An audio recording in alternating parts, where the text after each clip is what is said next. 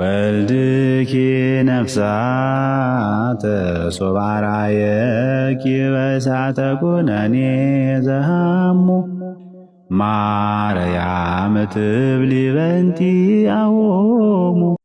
መጻጉዕ እንኳን ለአብይ ጾም አራተኛ ሳምንት በሰላም አደረሳችሁ የኔ ተወዳጆች። እንግዲህ 38 ዓመት ሙሉ አልጋው ላይ ተኝቶ የነበረው ይህ የህማም ሰው እንደምታውቁት በቤተ ሳይዳ እንግዲህ በየሳምንቱ የውሃ መናወጽ አለና እዛ ጋር በተስፋ ይጠብቅ ነበረ። የሆነ ጊዜ ልኔም ገብቼ ድናለሁ በሚል ማለት ነውና እንግዲህ የዛ ውሃ ፈጣሪም ሆነ የዛ ምህረት ሰጪ ደግሞ ጌታ እርሱ ጋር መጣ። ሲመጣ ልትድን ትወዳለህን ነበር ያለው። ልትድን ትወዳለህን? ተመልከቱ ምን አለ መጻጉዕ? እኔ ሰው የለኝም ነው ያለው። ሰው የለኝም ማለት እርሱን ለማዳን ሰው ሆኖ የመጣለትን ጌታን ስላላወቀ ምን አለ? ሰው የለኝም ማለት። በነገራችን ላይ እኔ ተወዳጆች ምንም አይነት ህመም ውስጥ ምንም አይነት መከራ ውስጥ ልንገባ እንችላለን እና በገባንባቸው ጊዜያቶች ላይ አንድ ቀን፣ ሁለት ቀን፣ 3 ጊዜ፣ 4 ጊዜ፣ 5 ጊዜ ምናምን ሰዎች ከጎናችን ሊሆኑ ይችላሉ። የሆነ ሰዓት ላይ ግን ይደክማቸዋል። የሆነ ሰዓት ላይ ብቻችንን የምንቀርበት ጊዜ አለ፣ እኛና ህመማችን ብቻ ማለት ነው። እና እንግዲህ ገንዘብም ሆነ ሰው ምናልባት ብትታመሙ ልትድኑበት ትችላላችሁ። ምናልባት ቢርባችሁ ልትበሉ ትችላላችሁ። ምናልባት ብትወርቁ ሰው ሊያነሳችሁ ይችላል። ከዘላለም ሞት ግን የትኛውም ሰው ሊያወጣችሁ አይችልም። እርሱ በስጋ የተገለጠው አምላክ ክርስቶስ ኢየሱስ ግን ከዘላለም ሞት ወደ ዘላለም ህይወት ሊያሻግረን ተገለጠልን እና ይቺ የሁላችንም ለሁል ጊዜም የምትቀርብልን አንድ ጥያቄ አለች። ልትድኝ ትወጃለሽን? ልትድን ትወዳለህን? ይህ ጥያቄ ሁል ጊዜም ከኛ ጋር አለ። ልንድን የምንፈልግ ሁላችን ወደ እርሱ ወደ ክርስቶስ ኢየሱስ እንቅረብ። ሰላም ክርስቶስ ከኔም ከናንተም ጋር ይሁን። ሁላችሁንም የልቡናችንን መሻት ከኃጢአት በስተቀር ሁሉን ይፈጽምልን። ሰላም ክርስቶስ ከኔም ከናንተም ጋር ይሁን። መልካም ሰንበት። እሸቱ አጉል ልወደድ አለ፣ አጉል ላሽቃብጥ አለ እያላችሁ ቪዲዮ ምትሰሩ አገላለጻችሁ የምታስተካክሉ ደስ ይለኛል።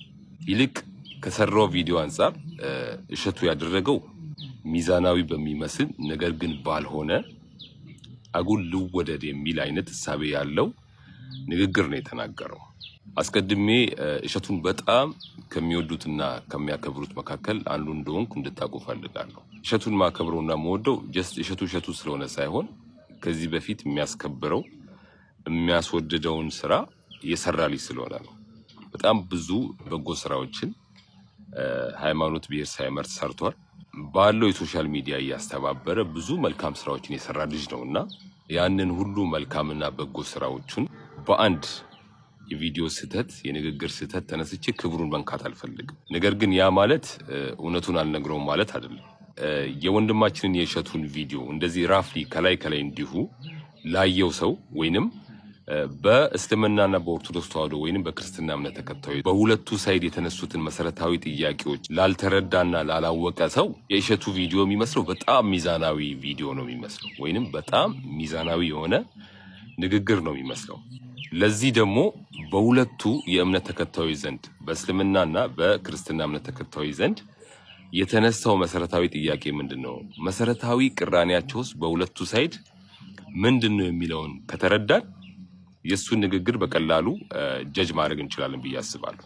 በእስልምና እምነት ተከታይ ወገኖቻችን የተነሳው መሰረታዊ ጥያቄ እፎይ የሚባል የክርስትና እምነት ተከታይ በእኛ በእስልምና እምነት ተከታዮች ዘንድ በጣም ክብር ያላቸውን ምንወዳቸውን ምናከብራቸውን ነብያችንን ክብር ነክቷል። ስለዚህ ህግ ይጠይቅልን ነው። ይሄ ነው መሰረታዊ ጥያቄያቸው።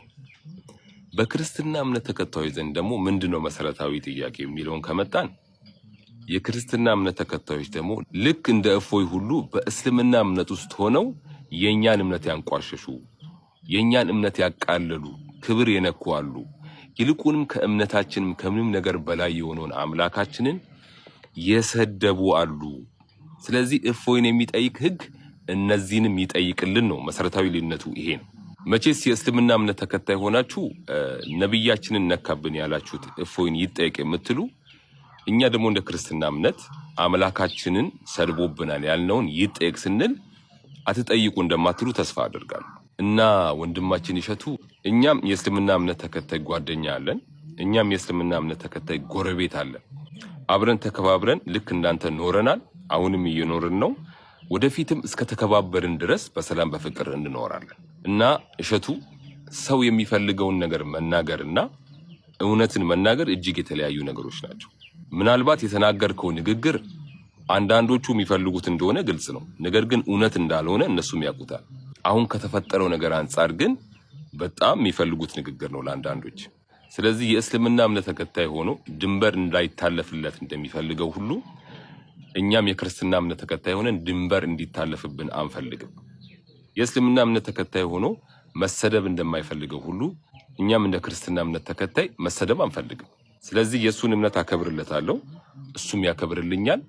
በዚህ መንገድ በፍቅር እንኖራለን። ቪዲዮውን አድርሱልኝ። አመሰግናለሁ። ክርስቲያን ወገኖቻችንን ሰው አምላኪ ብላቸው አያሳዝንም? ግን እዚህ ላይ ኢየሱስ ጌታ ተብዬው ኢየሱስ ያሳዝናል ሲለማመጥ እዚህ ጋር እንደው ምን አድርጌ ነው አይነት ነገር ነው። እስላም ማለት ሰላም ማለት ነው። በትክክል አንዱ ከስያሜው ሰላም ኢስላም ማለት እጅ መስጠት ማለት ነው። በታማኝነትና በፍቅር እጅ መስጠት ነው። ዳጉላ ነኝ። ይህንን ቪዲዮ የእስልምና እምነት ተከታይ የሆናችሁ በተለየ መልኩ ሼር፣ ኮፒ ሊንክ፣ ሪፖስት እንድታደርጉና ከሰሞኑ እፎይ ላይ የጀመራችሁትን ዘመቻ የራሳችሁ እምነት ተከታይ የሆኑ የራሳችሁ ወገን የሆኑ የሌላን እምነት የሚሳደቡ ሰዎች ላይ በተመሳሳይ መልኩ አድርጋችሁ በማሳየት የሰላም ወዳድ መሆናችሁን በተግባር እንድታሳዩ እስልምናም ሰላም መሆኑን በተግባር እንድታሳዩ በማክበር ጠይቃለሁ። እንግዲህ እፎይ ላይ እኛ የሃይማኖት ልዩነት ሳናደርግ ጨምሮ የተለያዩ የክርስትና እምነት ተከታዮች እፎይ ያደረገው ነገር ከህግ አንጻር ትክክል እንዳልሆነ ተናግረን ለህግም መቅረብ እንዳለበት ተናግረን አልፈናል። ታዲያ እናንተ ቤትም የሌላን ሃይማኖት የሚሳደቡ የሚያንቋሹ አካላት አሉ። ይህም ደግሞ ከህግ አንጻር ተጠያቂነትን የሚያስከትል ነውና አንድ ሰላም ወዳድ ማህበረሰብ የራስ የሆነ ወገንም ቢሆን ጥፋት የሰራው አሳልፎ መስጠት መገለጫው ነውና ይሄንን እንድታደርጉ እጠይቃለሁ። አመሰግናለሁ። ባልንጀራ አታርጓቸው አልተባለም። አብራችሁ አትማሩ፣ አብራችሁ አንድ በሽታ አትስሩ አልተባለም። የትዳር አጋር እያረክ ፍቅረኛ አርገሽ በጣም የሚገርም እኮ ነው። አንዳንድ ጊዜ እኔ አሁን አይታይም የሰው ፕሮፋይል እንጂ ከፍታችሁ ቴሌቪዥን ብታይ በጣም ተዝናላችሁ። ጓደኛዬ ሙስሊም ነውና ጓደኛዬ ፍቅረኛዬ እንደዚህ ራትና እባካችሁ እንደዚህ ብታናገሩ ይሄ ሁሉ ቅበት ነው የተሰራ ፕሮፋይሉ ከእፎይ ጎን ነኝ ሳክሳር ለሜ ባረዳ ቋንቋ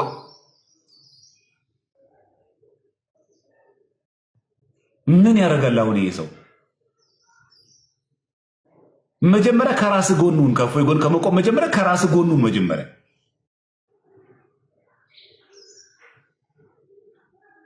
ከዚህ አሁን ውጡ። ይሄ ከማጨብጨብና ወደ ተቋማዊ ስራ እንግባ። ከአጨብጫቢነት እንውጣና ወደ ትክክለኛው ስራ እንግባ። እኔ ማነኝ? የእስልምና ዕቅበተ እምነት ስራዎችን እየሰራሁ ነው ያለሁት። ራሴን ጠብቄያለሁ። ሲቀጥል ቤተሰቦቼን፣ ሲቀጥል ጓደኞቼን፣ ሲቀጥል ወዳጆቼን አድኛለሁ። እስልምና ላይ ጥያቄ ላለው ሰው ሂዱ ወደ እነ እፎይ ቤት ሂዱ፣ እነ ማማዬ ጋር ግቢ አናግረት ወስ ብያለሁ። ይህን ስራ ሰርቻለሁ። እኔ ስለ ቤተሰቦች ስለ ጓደኞች ኃላፊነት ወስጃለሁ። ከዛ ቀጥለህ ነው ጠቅላይ ቤተ ክህነት የት አለ የሚባለው። ልጆቹን ድካማቸውን እያደከምን እያጠፋኝ ነው። እኛን እስልምና ሊገል ይፈልጋል። እሱማ ስራው እኮ ነው። ምን ሰበር ዜና ነው እንዴ? እሱ ገደለው፣ ፍለጠው፣ ቆረጠው ዛሬ ነው የሰማችሁት? እሱ እኮ ሰበር ዜና እኮ አይደለም። ሰበር ዜና ነው እኛ ነን። ሃይማኖት እየቀያየርን ከማይመስለን ሰው ጋር የማይሆን ቦታ እየወደቅን እየጨፈርን እየደነስን ከኦርቶዶክሳዊ ስነ ምግባር የማይገባ ስራ እየሰራ ያለ ነው። መከራ የሆን ነው እኛ ነን። ሰበር ዜና የኛ ህይወት ነው የሆነው። ምን አዲስ ነገር አለ እነሱ ጋር የምታዩት? ምን የማይሆን ነገር ነው? ያው ቢኒያም ላይ ከሆነ እኮ አየነው። ከእፎይ በፊት እኮ ቢኒያምን እኮ አየነው። 15 ዓመት ተሰዶ እኮ ነው ያለው። ምን አዲስ ዜና ነው እንደ እፎይ?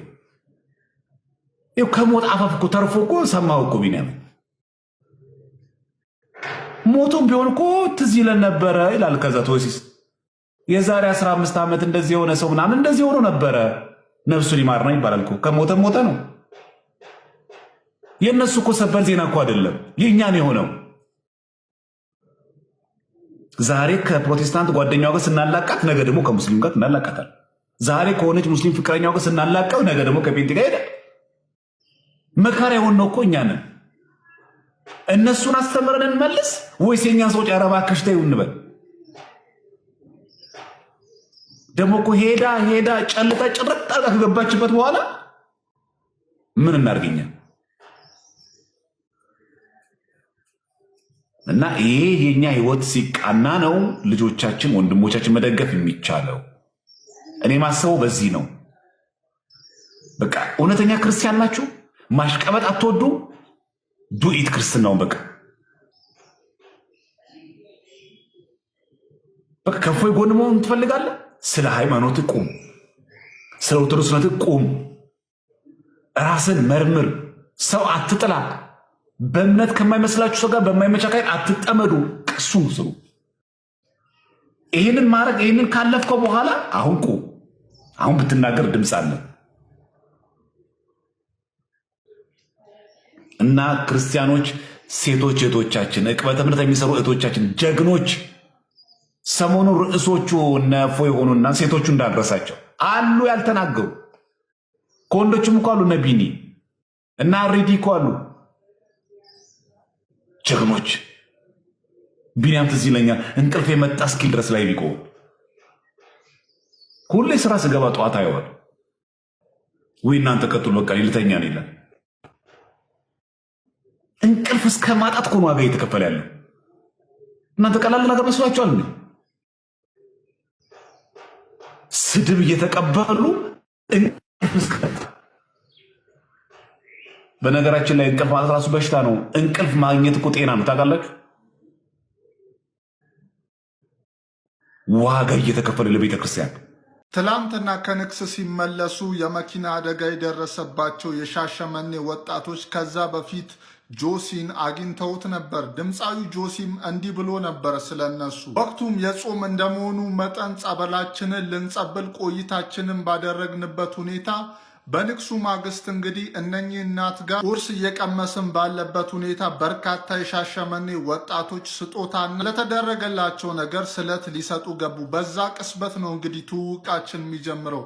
ከነሱ መሃል አንድ ሙሴ የተባለ ወጣት እንዴ ይሄ ጆሲ አይደለ እንዴ? አሁኑኑ ፎቶ እንነሳ፣ ቪዲዮ እንቅረጽ፣ ሌላ ጊዜ አናገኘውም ይላሉ። ታዲያ እኔም በዛ ቅስበት ተነስቼ ከነሱ ጋር ቪዲዮም ተቀረጽኩኝ፣ ፎቶም ተነሳው። እምነትና ጽናታቸው እጅግ የሚያስገርም ነው። ከዛ በኋላ የሚሆኑ አይታወቅም በማለት እንግዲህ አብረን ቁርስ እንብላ ብለን ቁርስ አንድ ላይ በላን። ከዛ በኋላ ጠዋት 3 ሰዓት ላይ ጉዞ ጀመሩ።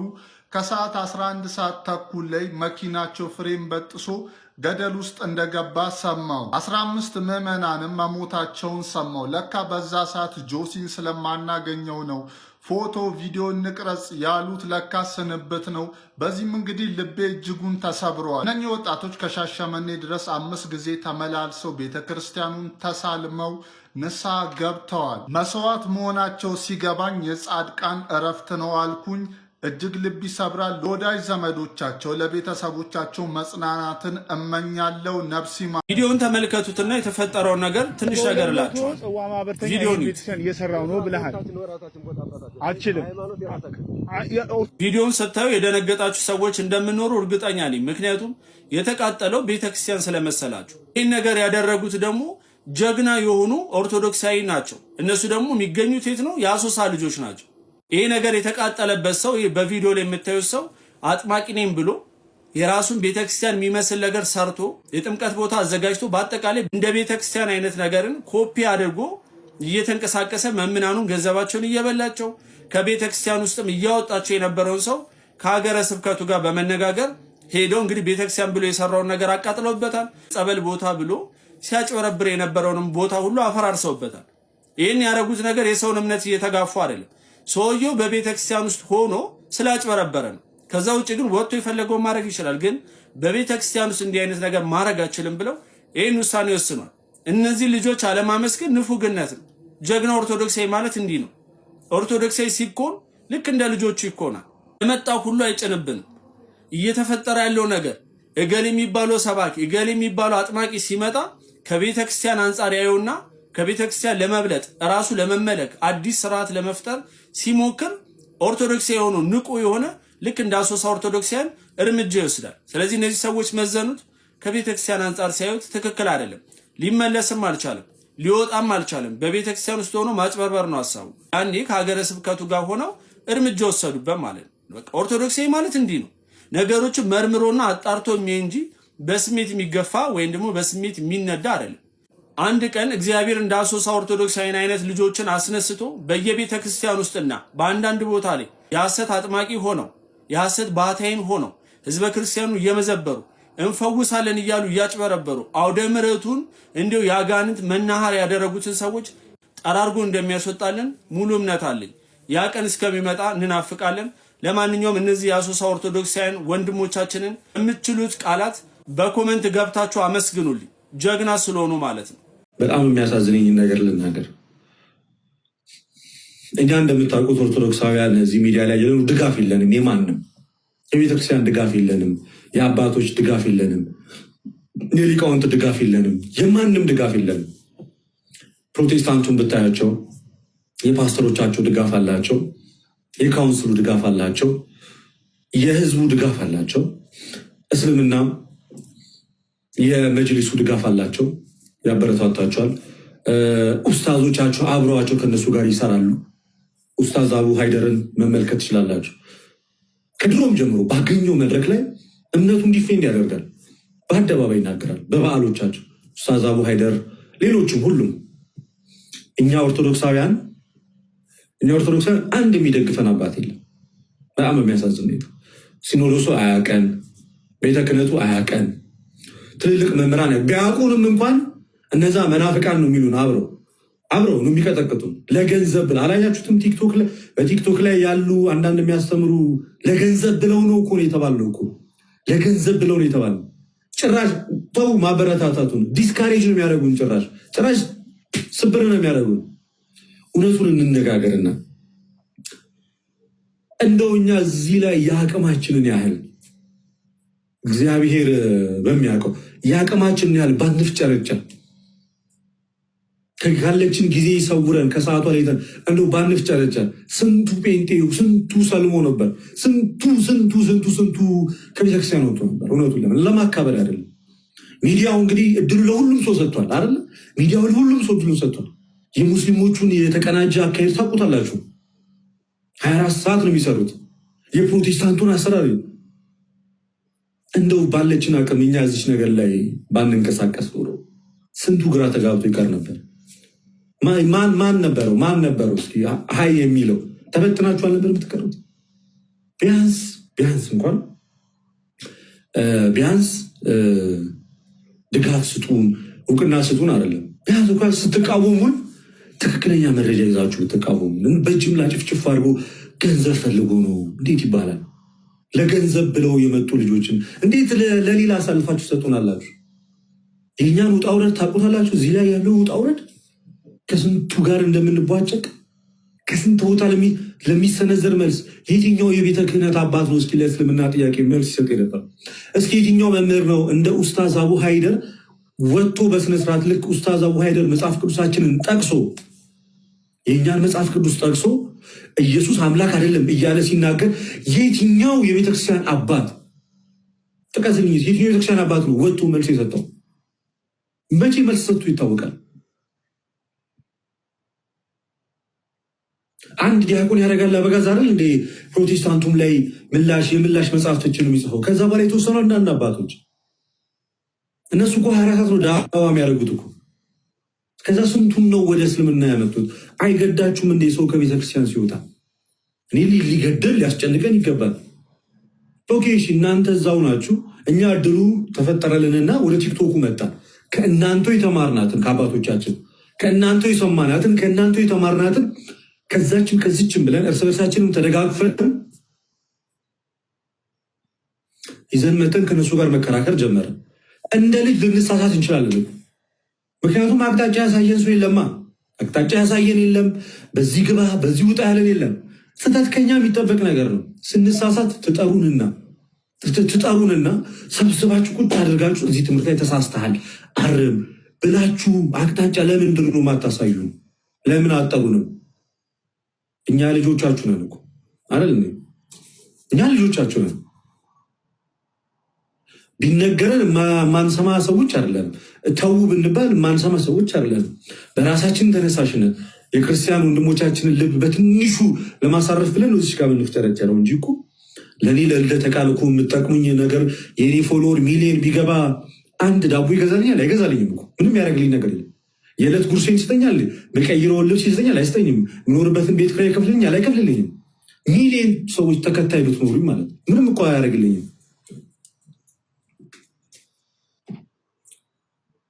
ብቻ እግዚአብሔር ለሁሉም ጊዜ አለው። ቢዘገይም ማንም አይቀድመውም። እኔ እንደዚህም ሆኖ ሲኖዶሱ እንዲሆነ እንዲያ ሆነ ብዬ አፌን አላላቀቅም። ሲኖዶሱ ላይ እታገሳለሁ፣ እጠብቃለሁ። በእግዚአብሔር ተስፋ ስለማልቆርጥ ማለት በእግዚአብሔር ተስፋ ስለማልቆርጥ በመንፈስ ቅዱስ መሪነት የተመሰረተውን ያንን ሲኖዶስ እዛ ሲኖዶስ ላይ አፌን አልከፍትም፣ ወይም ደግሞ ማይሆን ንግግር አልናገርም። ግን እግዚአብሔር አምላክ ጴጥሮስን ምን አለው? ጌታ ኢየሱስ ክርስቶስ ጴጥሮስ ትወደኛለህ ያለው፣ ትወደኝ ከሆነ በጎቼን ጠብቃለሁ። ለሶስተኛ ጊዜ ጠየቀው። ጴጥሮስ ትወደኛለህ አለ። ስምዖን ጴጥሮስ ትወደኛለህ?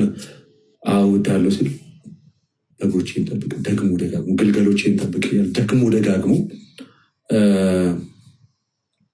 ሲናገር እንሰማለን። እና ስለዚህ እግዚአብሔር አምላክ ክርስቲያኖች ጸሎት ያስፈልገናል።